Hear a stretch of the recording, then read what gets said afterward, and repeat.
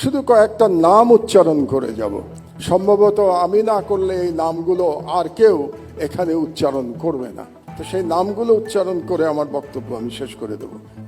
প্রথমে যে নামটি আমি উচ্চারণ করতে চাই, আমাদের গাজী ভাই, মরহুম গাজী ভাই রুহুল আমিন গাজী, তাকে ভুয়া মামলায়, ক্যান্সার আক্রান্ত গাজী ভাইকে ভুয়া মামলায় জেলখানায় রেখে বিনা চিকিৎসায় মৃত্যুর দিকে ঠেলে দেওয়া হয়েছে।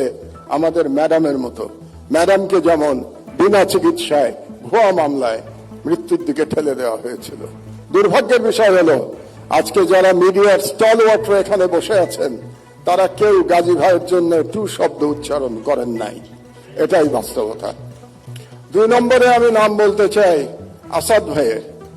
আসাদ ভাইকে আমাদের মধ্যে প্রবীণতম সম্পাদক, তাকে ছাত্রলীগের গুন্ডারা অফিসে ঢুকে দাড়ি ধরে নামিয়ে পুলিশের কাছে তুলে দিয়েছে এবং বছরের পর বছর তিনি জেলে থেকেছেন।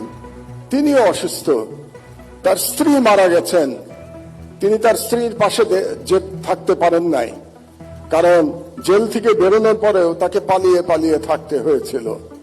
আসাদ ভাইয়ের জন্য কোন এলিট সম্পাদক আওয়াজ তোলেন নাই।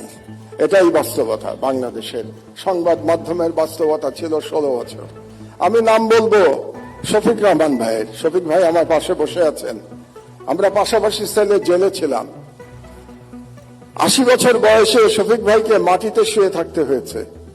টয়লেটে যেতে পারতেন না, কারণ ওই টয়লেটে কমোড ছিল না। বেশ কিছুদিন শীতের মধ্যে মাটিতে পড়ে থাকতে হয়েছে, উনি উঠতে পারেন নাই।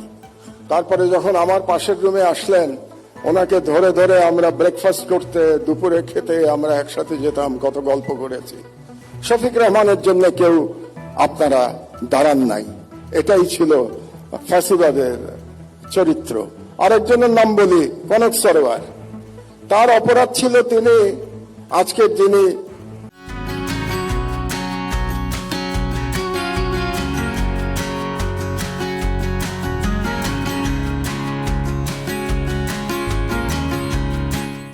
আজকে প্রধান ব্যক্তি তারেক রহমান সাহেবের একটা বক্তৃতা তিনি লাইভ চালিয়েছিলেন। এই অপরাধে তাকে 1 বছর প্রায় জেলে থাকতে হয়েছে। তার কোম্পানির চিফকে আমি সালাম সাহেবকে এখানে দেখতে পাচ্ছি। শুধু তাই না, তার বোনকে ভুয়া মামলায়, ড্রাগের মামলায় একজন মহিলাকে, একজন গৃহবধূকে মাসের পর মাস জেলে থাকতে হয়েছে।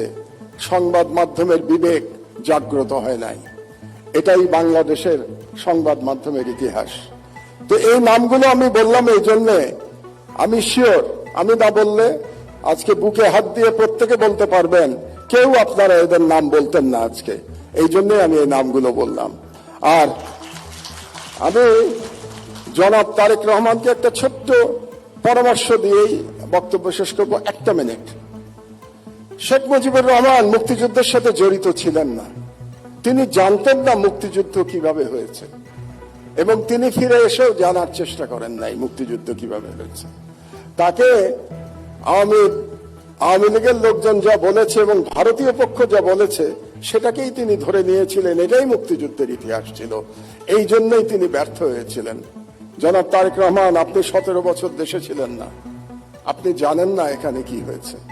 আপনার বিশিষ্ট লোকজন আপনাকে যা বলেছে এটাই আপনি শুনেছেন, এবং এখন যারা মিডিয়ার নতুন বন্ধুরা আপনাকে যেটা বলছে সেটাই আপনি শুনছেন, এবং সেটাই আপনি মনে করছেন এটাই বাংলাদেশের 17 বছরের ইতিহাস।